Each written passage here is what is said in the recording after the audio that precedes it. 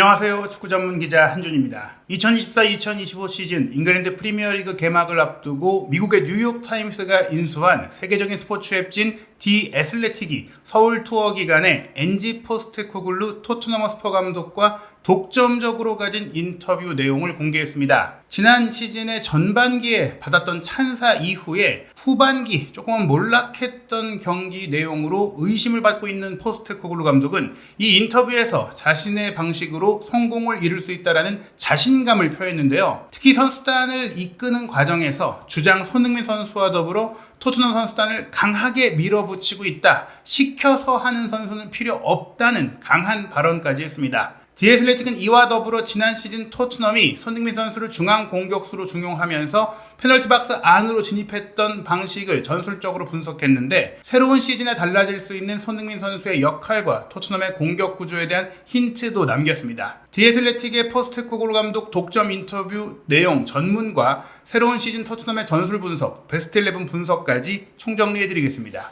디 애슬레틱이 성장을 볼 수 있을 것이다 라고 자신있게 발언한 포스테코글루 감독의 인터뷰 내용으로 헤드라인을 뽑았습니다. 먼저 인터뷰 기사 전문을 해석해드리도록 하겠습니다. 토트넘은 아시아 투어를 위해 열심히 달렸습니다. 처음에는 일본의 뜨거운 태양 아래에서, 그 다음에는 한국의 공기 없는 더위 속에서 토트넘 선수들은 한계에 부딪혔습니다. 아시아 투어의 마지막 날 즈음에는 엔지 포스테코글루 감독도 시들기 시작한 것 같았어요. 서울 상공의 구름 속으로 뾰족하게 솟은 호텔 꼭대기에서 디 애슬레틱이 포스테코글루 감독을 만났을 때 2주 동안 훈련장과 현지 미디어 앞에서 지쳐 있었던 그의 목소리는 평소보다 더 부드러워졌고 또 날카로워져 있었습니다. 좋은 여행이었습니다. 포스테코글루 감독이 인터뷰를 시작했습니다. 가끔은 조금 지체될 때도 있지만 모든 것이 원활하게 진행되었습니다. 작년에는 혼란스러웠죠. 경기도 취소됐었고 훈련 시설도 좋지 않았지만 올해는 모든 것이 좋았습니다. 좋은 훈련 캠프였습니다. 포스테코글루 감독은 이 과정을 즐기고 그 과정에서 드러나는 것에 감사한 것 같습니다. 포스테코글루 감독은 탐구하는 사람입니다. 과거에 그는 챔피언스리그 진출이라든지 리그 테이블의 진실에 대한 질문은 뒤로 미루고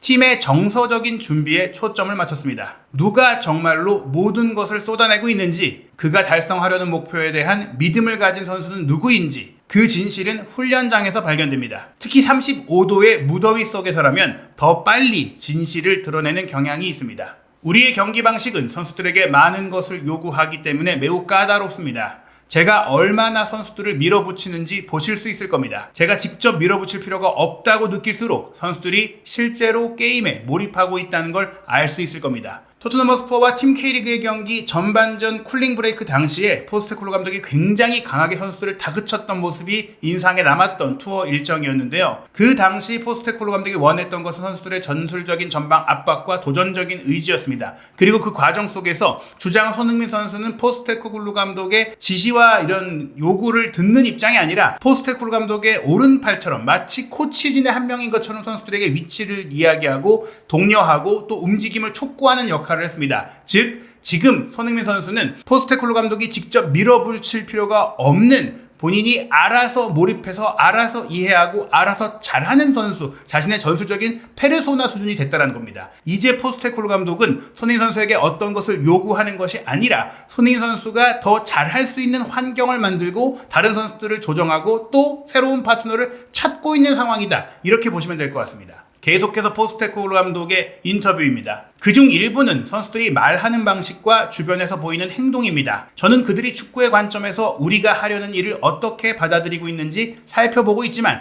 그 이상도 살펴보고 있습니다. 즉 포스테코글루 감독이 축구 전술적인 면뿐 아니라 선수들의 행동, 태도, 마음가짐을 투어 기간 내내, 전지훈련 내내 살피고 체크하고 파악하고 있다는 것이고요. 선수들이 말하는 방식과 행동에 있어서 특히 손흥민 선수는 이미 자신의 축구에 녹아들었다라고 판단한 것이죠. 우리가 하는 일을 하려면 어떤 마음가짐과 용기가 필요합니다. 시키는 대로 하는 사람과 자신이 진정으로 믿는 것을 하는 사람 사이에는 미세한 경계가 있습니다. 즉 선수들이 억지로 하는 모습을 보이는 경우가 있다면 그 선수는 배제될 수 있다는 겁니다. 인터뷰 배경에는 선수들이 슬리퍼를 신고 근처 뷔페에서 식사를 하러 지나갑니다. 모퉁이를 돌면 탁구 랠리가 속도를 내는 소리가 들립니다. 토트넘 선수들도 이번 투어의 자유시간에 탁구 경기를 즐기는 모습도 포착이 됐다는 얘기입니다. 축구팀을 코치하는 것은 엄청난 일입니다. 투어에서는 이 점이 더욱 강화되어 모두가 포스테코글루 감독에게 무언가를 원합니다. 어린 선수들은 포스테코글루 감독의 표정, 대화, 교체 후 격려의 말 한마디 등 자신이 정상 1군 팀에 오를 수 있을 만큼 잘한다는 신호를 받기를 간절히 원합니다. 기존 선수들 역시 변화에 민감하게 반응하며 전성기를 보낼 수 있는 최선의 방법이라는 확신을 얻고 싶어합니다. 즉 감독의 눈도장을 받아 새로운 시즌 주전이 되기 위한 그런 평가가 투어 기간 프리시즌에 이어진다는 것이죠.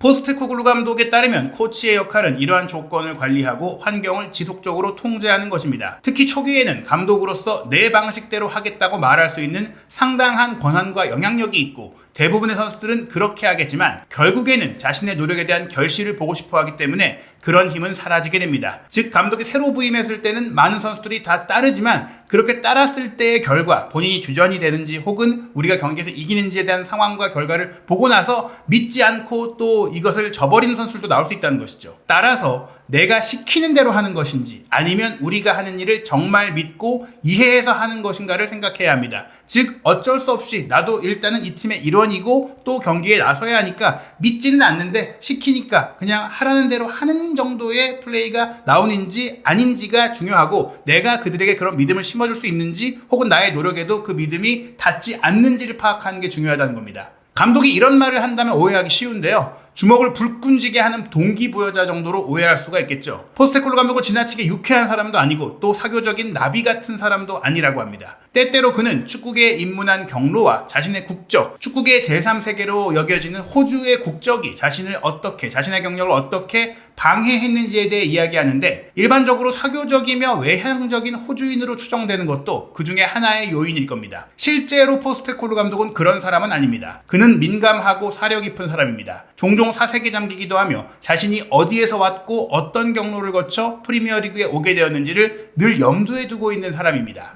1996년까지 저는 은행에서 텔러로 일했던 것이 오히려 축구에서 성공할 수 있는 큰 원동력이 됐습니다. 다시 그때로 돌아가고 싶지는 않았어요. 축구계에서 가장 높은 수준에서 일할 수 있는 행운아라고 생각하지만 저는 밑바닥부터 시작해서 모든 일을 해왔고 그 모든 과정에서 열심히 노력했기 때문에 여기까지 올 수 있었습니다. 제 명성이나 선수 경력, 출신 지역 때문이 아니라 오히려 그런 점이 조금은 걸림돌이 되기도 했죠. 하지만 그게 제가 겪은 인생의 경험입니다. 은행에서 일하다가 프리미어리그 클럽의 감독이 된 사람은 많지 않기 때문에 제 인생에서 기묘하게도 지금 이 자리에 오게 된 몇 번의 미끄러지는 순간이 있었어요. 하지만 잊지 않고 있습니다. 지금 저에게 가장 중요한 것은 함께 일하는 모든 사람들, 특히 선수들과 코치진에게 그 마음을 전하려고 노력하는 것입니다. 지금 이 자리에 있는 것은 정말 행운입니다. 역경을 딛고 변방의 사람으로서 어떻게 보면 배제되고 있는 이방인으로서의 삶을 살아왔기 때문에 그 어려움 속에서 성장해 왔기 때문에 지금 감독으로 팀을 이끄는 과정에는 그런 마음을 느낄 선수들을 조금 더 잘 다가가서 이끌 수 있다는 장점도 있다는 것입니다. 그런 과정 속에 아시아인 최초의 토트넘 주장 손흥민 선수를 선임했고 그 이후 손흥민 선수와 함께 토트넘에서 새로운 문화를 만들어가고 있는데요. 그를 경험한 많은 옛 선수들은 포스테코글루 감독의 이런 면을 실제로 중요하게 여겼다고 합니다. 그들은 선수들이 자신에 대해 좋은 느낌을 갖게 하려고 그가 설계한 시스템에 대한 완전한 믿음을 가지고 플레이할 수 있게 하는 포스테코글루 감독의 능력에 대해서 이야기합니다. 또한 누구도 프로축구를 할 수 있는 기회를 당연하게 여기지 않도록 하는데 능숙하며 그 자체가 상당히 자유로울 수 있다는 말로 선수들의 동기부여, 특히 선수들이 정말 직업 윤리를 잘 지키면서 모든 기회를 소중하게 여길 수 있도록 동기부여를 할 수 있는 감독이라는 것이죠. 물론 공개적으로는 그런 면모가 항상 드러나지는 않습니다. 포스테코글루 감독은 기자회견에서 예측할 수 없는 모습을 보이거나 마음에 들지 않는 질문에 대해서 무시하기도 합니다.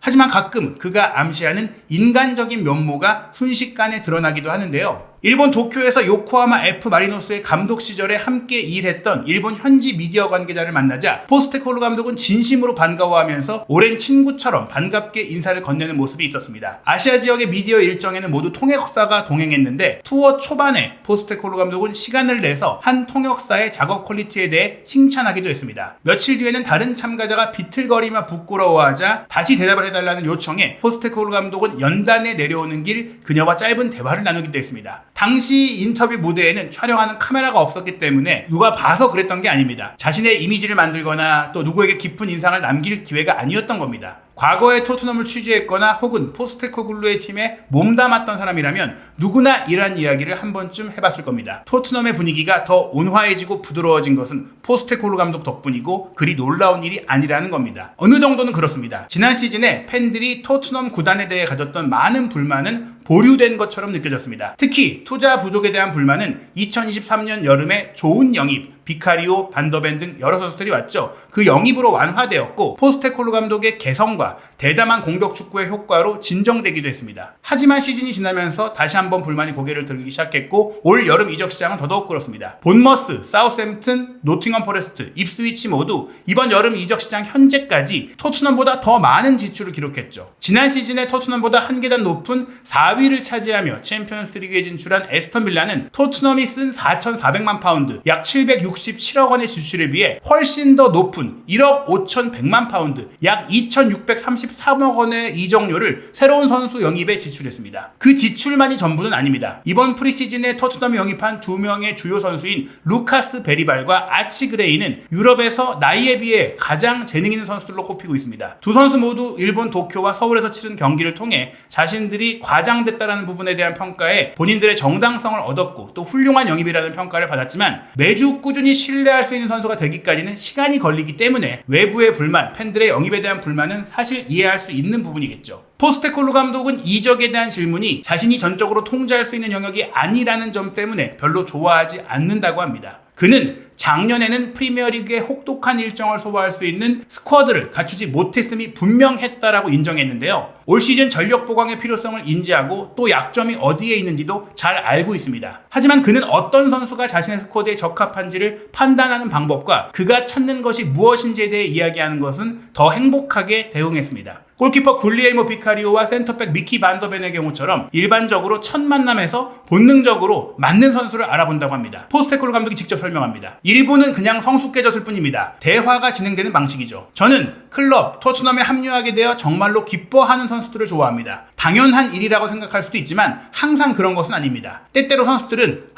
나한테도 다른 선택지가 있구나라고 생각하기도 하고 실제로 우리가 검토 중인 선수들은 다른 선택지가 있는 경우가 많습니다. 더 나은 재정적인 조건이나 다른 리그 또 더 큰 클럽을 염두에 두고 있을 수도 있습니다. 그것이 무엇이든 그런 식으로 대화가 진행되고 있다면 이 선수가 왜 우리 팀에 오고 싶어 하는지 정말 알아내야 한다는 뜻이죠. 만약 당신이 그래, 토트넘과 계약하고 싶어, 빨리 시작하고 싶어 이런 느낌을 받는다면요. 그리고 우리가 영입한 대부분의 선수들에게 그런 느낌을 받았습니다. 계약하는 순간부터 올바른 이유로 토트넘에 올인하는 선수가 있다는 걸 알 수 있기 때문에 좋은 출발이라고 생각합니다. 그들은 토트넘에 왔고 그것은 그들의 선택이었습니다. 우리가 더 많은 돈을 주거나 다른 이유가 있어서가 아니었죠. 직관적으로 그 선수의 동기가 무엇인지, 어떤 선수인지, 어떤 사람인지 이해하려고 노력하는 것이죠. 정확한 과학은 아니기 때문에 틀릴 수도 있지만 보통 대화에서 좋은 느낌을 받고 나면 좋아, 계속 해보자라고 말할 수 있는 자신감이 생깁니다. 즉 선수를 영입할 때 본인이 직접 본인의 느낌을 또 보고 선수를 파악한다는 이야기를 한 것입니다. 포스테코글루 감독은 앞으로의 상황에 대해서도 긍정적으로 보고 있습니다. 아시아에서의 어려웠던 경기와 훈련 환경은 그의 팀에 오히려 렌즈를 들여댔고 그는 그 렌즈가 보여준 것을 좋아했던 것 같습니다. 포스테코글루 감독은 경기를 둘러싼 잡음에 매료되기보다는 경기 방식에 더 매료되는 벽돌 하나하나를 쌓아가는 데 집중하는 감독이며 토트넘이 서서히 자신의 팀이 되어가는 것에 충분히 만족하고 있는 것 같습니다. 성장을 확인할 수 있습니다. 저는 이 일을 오랫동안 해왔기 때문에 작년에 프리시즌에 복귀한 첫날부터 몇 가지 기본 핵심 가치 측면에서 정말 강력한 토대를 마련했다고 느낍니다. 프로세스라는 말은 지루한 단어이지만 이것이 바로 무언가를 구축하는 방법의 기초입니다. 일단 무언가를 만들고 나면 누구나 그것이 아름답거나 추한지 알 수 있습니다. 하지만 저는 축구에서 무언가를 만들 수 있다는 점을 좋아하고 그중 많은 부분이 인생,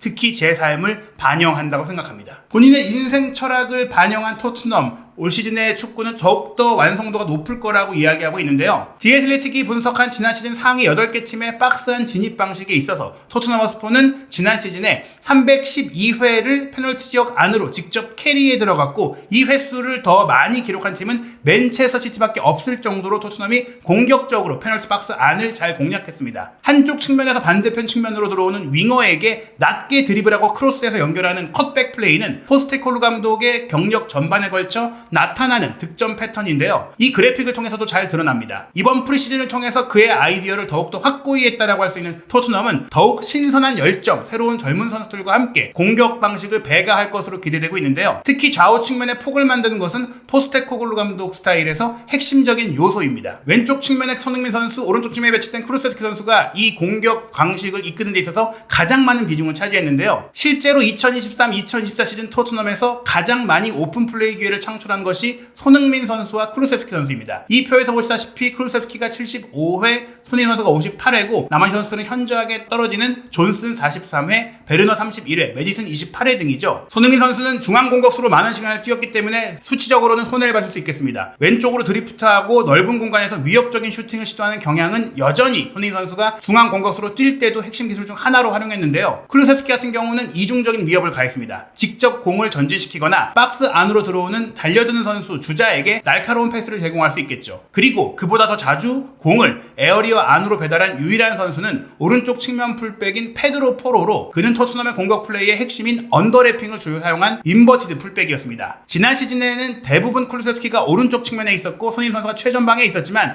이제는 손흥민 선수가 측면으로 빠지고 쿠루세스키가 중앙 전방 공격수로 뛰는 새로운 패턴이 프리시즌에 점검됐는데요. 이 흐름을 통해서 포스테코글루 감독이 이제는 손흥민 선수가 공을 운반하고 공격 상황을 창출하는 데 더 많이 기여할 수 있도록 왼쪽 측면을 플랜 A의 자리로 고정시키고 최전방 공격수 자리는 쿠루세스키를 쓸지언정 손흥민 선수를 쓰는 것은 정말 플랜 B나 C 정도로만 생각한다는 겁니다. 그래서 지금 전방 공격수의 주전 자원으로 솔랑키의 영입을 거액을 들여 추진하는 것이고, 히샬리송이 팀을 떠나지 않는다고 해도 솔랑키를 데려와서 이 자리에 쓰려고 하는 것입니다. 히샬리송은 최전방뿐 아니라 좌우 측면 공격수를 모두 커버할 수 있기 때문에 최전방 공격수 및 측면 공격수를 영입하고자 하는 토트넘이 솔랑키를 영입하고 히샬리송을 정리하지 못할 경우 측면 자원은 추가 영입 없이 히샬리송을 백업 자원으로 쓸 가능성이 높은 것이죠. 전방에는 솔랑키, 쿠루세스키, 히샬리송, 손흥민 선수 등 4명이 번갈아 뛸 수 있고, 왼쪽에 손흥민, 베르너의 히샬리송, 오른쪽에도 존슨, 히샬리송, 그리고 16살의 유망주 무어, 1월달에 합류할 양민혁 선수가 뛸 수 있습니다. 그래서 공격 라인은 현재 솔랑키만 오게 되어도 더블 스쿼드 구축이 가능한 것입니다. 미드필드 라인에서는 조금 더 공격적인 역할로 메디슨이 있고, 그 메디슨의 자리는 베리바리 채우고, 메짤라 역할로 박스 투 박스를 움직이는 사르의 자리 새로 영입된 그레이가 커버합니다. 원볼란치 비수마의 자리는 벤탄쿠르가 경쟁하고, 왼쪽 풀백은 우도기와 데이비스, 오른쪽 풀백은 로얄의 밀란행이 임박하면서 포로와 스펜스, 센터백은 반더벤과 로메로의 주전에 필립스와 드라고진이 백업 자원으로 나섭니다. 비카리오 골키퍼의 커버는 유망주인 오스틴이 차지하게 될 텐데요. 이 패턴을 통해서 이제 존슨이나 무어가 컷백하고 손흥민 선수가 측면에 달려들어오면서 솔랑키가 수비를 묶어두면 마무리해서 득점을 하거나, 솔랑키가 피딩해준 것을 손흥민 선수가 받아서 슈팅해서 득점을 하거나, 혹은 손흥민 선수의 패스를 받은 솔랑키가 득점하는 형태, 메디슨의 스루 패스를 손흥민 선수가 받거나 솔랑키가 받을 때의 차이를 만들 수 있고, 쿠루세스키가 전처드 백업으로 역시 중앙 라인을 활용하면서 토트넘이 지난 시즌의 자원들을 업그레이드하고 또 활용할 수 있고, 포스테코글루 감독의 전술적인 방향성을 조금 더 강하게 다듬을 수 있는데, 이것을 억지로 하는 모습이 보이는 선수라면 내보내겠다. 그런데 히샬리송은 내가 그걸 해보이겠다는 의지를 보이고 있기 때문에 정말 본인이 남고 싶어 한다면 남겨서 한 번 더 기회를 줄 수 있는 상황이다라고 보시면 될 것 같습니다. 쿠루세스키도 새로운 역할을 적극적으로 받아들이고 있고, 또 새로 영입된 베리바리나 그레이는 너무나 열심히 그 역할을 수행하고자 하는 의지를 보이면서, 또한 지난 시즌 토트넘 선수들이 미드필드에서 보이지 못했던 창의성까지 보이고 있기 때문에 올 시즌 토트넘은 더욱더 강해질 것으로 생각이 되는데요. 다만 국내 한국에서 치렀던 바이에른 뮌헨과의 경기에서 아쉬웠던 경기 내용이 체력적인 이유가 정말 맞는지를 확인할 수 있는 경기가 곧 열립니다. 한국 시간으로 8월 11일 일요일 새벽 1시 30분 케인과 다이어가 친정팀을 방문하는 의미 있는 경기, 토트넘과 바이에른 뮌헨의 경기가 토트넘 호스퍼 스타디움에서 열리게 되는데요. 이 경기를 통해서 완전체 로메로와 반더벤 그리고 로셀소까지 합류한 토트넘이 어떻게 경기를 펼칠지 궁금합니다. 이 경기 이후 진짜 실전이 펼쳐지죠. 8월과 9월 10월에 프리미어리그 일정이 경기 시간까지 확정이 됐는데요. 8월 20일 화요일 새벽 4시 토트넘이 레스터시티와 프리미어리그 개막전을 원정 경기로 치르고, 8월 24일 토요일 밤 11시에 에버튼과 프리미어리그 2라운드 경기 홈 개막전을 치릅니다. 9월에는 9월 1일 일요일 밤 9시 30분에 뉴캐슬 유나이티드와 원정 경기를 치르고, A매치 휴식기 이후 9월 15일 일요일 밤 10시에 아스널과 북런던 더비가 열립니다. 9월 21일 토요일 밤 11시에 토트넘 대 브렌트포드, 연달아 토트넘이 홈 경기를 치르고요. 9월 30일 월요일 0시 30분에 맨체스터 유나이티드와 원정 경기 빅매치가 있습니다. 10월 7일 월요일 0시 30분에는 브라이튼과 원정 경기, 10월 19일 토요일 저녁 8시 30분에는 웨스트햄과 홈 경기, 10월 27일 일요일 밤 11시 크리스탈 팰리스와의 원정 경기까지 확정이 됐고요. 8월 말에 유로파리그의 일정도 조편성과 함께 결정이 됩니다. 과연 2024-2025 시즌 손흥민 선수가 지난 시즌 최전방 공격수로 넣었던 득점 이상을 측면으로 옮긴 이후에도 만들어낼 수 있을지, 토트넘은 지난 시즌 이상의 결과와 마침내 무관의 서름을 끝내고 우승컵을 줄 수 있을지, 한준TV와 함께 2024-2025 시즌 토트넘과 손흥민 선수의 모든 소식 빠르게 확인하시기 바랍니다.